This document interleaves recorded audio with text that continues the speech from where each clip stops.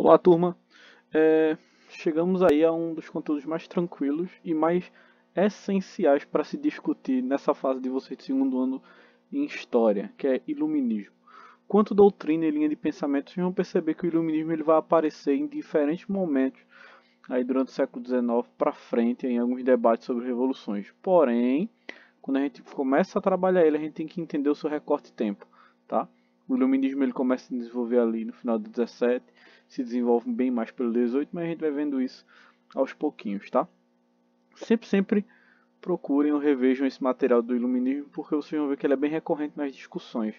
Mesmo que vocês não vejam alguém falando dele diretamente, vocês vão perceber algumas características ali do iluminismo dentro de alguns debates historiográficos, tá? Mas, enfim, vamos ao que nos cabe e ao que nos interessa aqui da discussão, que é entender o movimento. Como eu já falei, a gente está falando de um movimento ali do século XVIII como um todo, né, que se desenvolve bem ali pelo século XVIII. E da onde vem o termo iluminismo, tá? Quem pensa o termo dessa forma é um cara chamado Immanuel Kant, tá? Um importante pensador.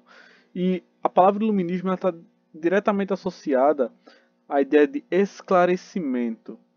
As pessoas que pensaram o iluminismo diziam que no passado a sociedade e os homens eles viviam na escuridão, pois eles não conheciam, eles não sabiam sobre o mundo que os cercavam, eles não tinham conhecimento sobre as coisas. Então, a partir do esclarecimento, a partir do momento que você consegue o conhecimento, né, o que você adquire, a razão, que é uma das bases do pensamento iluminista, você sai dessa escuridão, você chega à luz do saber. Então, a linha de pensamento dentro do iluminismo ela partia desse pressuposto aí, tá?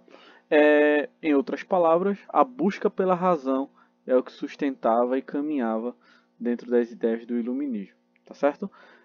Uma coisa que é bem marcante dentro do iluminismo é a crítica ao regime, ao chamado antigo regime, sabe? Ao absolutismo, também à Igreja Católica. É o principal ponto de crítica mesmo dos filósofos iluministas. Por quê? Segundo eles, tanto a Igreja quanto o absolutismo mostravam um entrave, mostravam um enrijecimento no que diz respeito ao desenvolvimento humano. Sabe, a Igreja Católica ela inibia a busca de novos saberes, sabe, principalmente por causa do fanatismo de algumas pessoas e outros pontos. E o absolutismo também era uma maneira arcaica que limitava a liberdade, cerceava alguns direitos naturais ao homem. Então, essas são algumas ideias que o iluminismo ele vai acabar pregando, e isso vai servir de base para coisas como, por exemplo, a Revolução Francesa, que é um assunto futuro que vocês vão estar desenvolvendo aí, tá? Como também a Revolução Americana. Alguns ideais de igualdade e liberdade vão se desenvolver a partir do pensamento iluminista, tá bem? Então, quando a gente para também para analisar o iluminismo, a gente pode fazer, inclusive, algumas idas ao passado. Como assim? Algumas coisas que o iluminismo prega vêm baseando no desenvolvimento científico que começa a surgir fortemente ali no século XII. Além de alguns pensamentos que vêm lá do Renascimento, sabe, como o cientificismo, as ideias dos humanistas, que vão acabar recebendo outra roupagem, ficando mais encorpados com a Revolução Científica do século XVII e, através da técnica, do método, vão acabar culminando nas bases do pensamento iluminista, ok?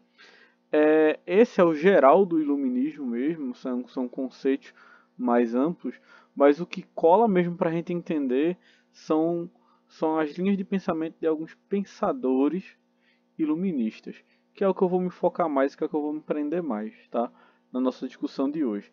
Eu separei 4 nomes, vocês vão ver aí ao longo do slide, tem esses 3 senhores que vocês estão vendo, e tem mais um no próximo slide, tá? Então, o nosso foco central ele se prende nisso porque são autores importantíssimos para a gente entender o pensamento iluminista. A primeira figura é John Locke. Ele tem uma linha de pensamento que diz que o homem ele possui alguns direitos naturais. Um deles é a liberdade, podem escolher a prosperidade, direito à vida, enfim. O homem ele possui alguns direitos naturais, sabe? E dentro desses direitos, para poder tentar deixar eles resguardados, os homens criaram os governos. E os governos deveriam respeitar e resguardar esses direitos das pessoas. Caso isso não acontecesse, as pessoas elas tinham o direito de tomar o poder para si e retirar aquela pessoa que está ali no controle. Essa é uma das ideias de John Locke, sabe? Que algumas pessoas classificam ele como o pai do liberalismo político, sabe? Dessa ação de escolha que a gente tem aí. Então é importante a gente entender essa figura de John Locke como essencial para esse pensamento. Um cara fantástico, a maioria das pessoas que conversam sobre iluminismo citam o nome dele sempre, é a figura de Voltaire, tá? O nome dele não era esse, como vocês estão vendo, esse nomezinho bonito aí que está entre aspas, François-Marie Arouet, tá? E ele vai ser muito conhecido pelas críticas pesadas que ele fazia à Igreja Católica. Ele dizia que a linha de pensamento da Igreja colocava as pessoas em um obscurantismo, que as pessoas não conheciam a essência das coisas porque elas viviam presas em uma...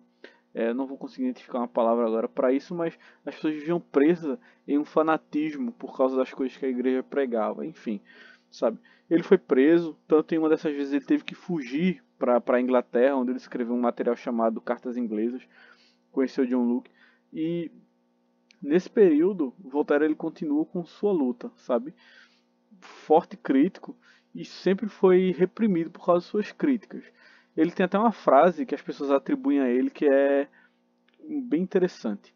Posso não concordar com nenhuma palavra do que você disse, mas defenderei até a morte o seu direito de dizê-lo. Frase fortíssima de Voltaire e marca esse pensamento aí dessa liberdade de expressão.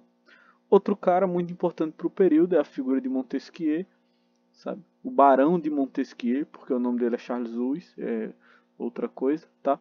E ele diz que o governo, o poder centralizado na mão de um rei, como se é, não serve, ou melhor, é uma maneira errada de se governar, porque quando uma pessoa ela tem o poder todo concentrado na sua mão, essa pessoa pode se tornar abusiva e ter atitudes não muito legais com a população.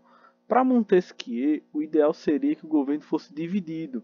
E aí, em um livro dele muito famoso chamado Espírito das Leis, ele vai dizer que uma possibilidade de divisão seria dividir o poder em três: o legislativo, o executivo e o judiciário, sabe? Onde eles funcionassem de forma independente, autônoma, sabe?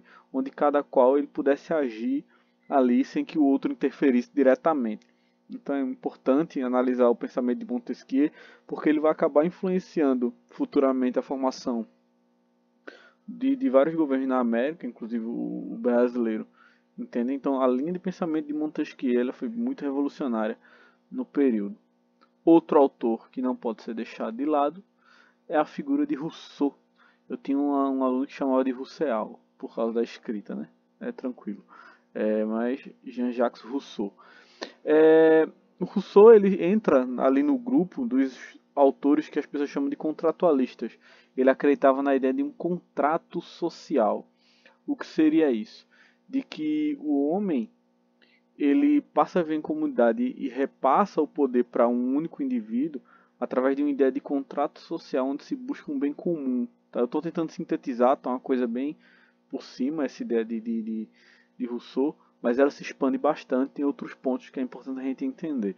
Mas o que cola aqui é a gente perceber a ideia de Rousseau de que a vontade do povo ela é soberana, ela deve prevalecer, sabe? E caso um governo não representasse seu povo, merecia ser substituído. Rousseau as pessoas atribuem a Rousseau uma frase bem, como posso colocar para vocês aqui, interessante para o período, que é a ideia de que o homem nasce bom, é a sociedade que o corrompe. Jean-Jacques Rousseau ele vai ser um pensador necessário para o desenvolvimento da educação, tanto que diversas outras pessoas, como Pestalozzi, Piaget e vários outros, se baseiam no pensamento de Rousseau. Cabe a ele, por exemplo, algumas linhas de pensamento que dizem que as crianças elas deveriam permanecer o máximo possível, o máximo tempo possível, no seu estado de inocência, porque a partir daí ela poderia se desenvolver como um adulto mais responsável e tantos outros pontos, sabe? É um dos maiores pensadores do iluminismo, com certeza influenciou diversos trabalhos que hoje vocês veem por aí. É incrível mesmo a trajetória desse camarada. Quem tiver a oportunidade de dar uma pesquisada, vale a pena, tá? E seguindo aí com o nosso material, a gente chega a outro ponto importante do iluminismo, que são as figuras dos déspotas esclarecidos, tá? Déspota, rei, tá bom? Associem a palavra déspota a rei aí para facilitar. O que seriam os chamados déspotas esclarecidos? Vão ser reis, ministros muitas vezes também, que vão acabar usando as ideias iluministas para diminuir as críticas ao seu governo e também para realizar algumas reformas. Tá? Muitos deles vão acabar realizando reformas estruturais ali para conseguir se perpetuar. A gente tem algumas figuras interessantes, como Frederico da Prússia, Catarina da Rússia, Catarina II da Rússia. E no Brasil a gente tem a figura do Marquês de Pombal, que propôs o ensino laico, sabe, criou, como posso falar, o Conselho do Ultramar e tantas outras coisas aí nesse período, caracterizando-se assim, por assim dizer, né, claro, dentre esses nomes aí relacionados ao iluminismo ou aos déspotas esclarecidos. No período, quem governava Portugal, se eu não estiver enganado, era Dom José, mas aí já é outro papo, tá? Seguindo aqui, tá? Nossa atividade da semana bem tranquila. Leiam um livro, coisa rápida, tá bom? E duas questõezinhas. Qualquer coisa, estamos aí, ok? Obrigado, até a próxima, valeu!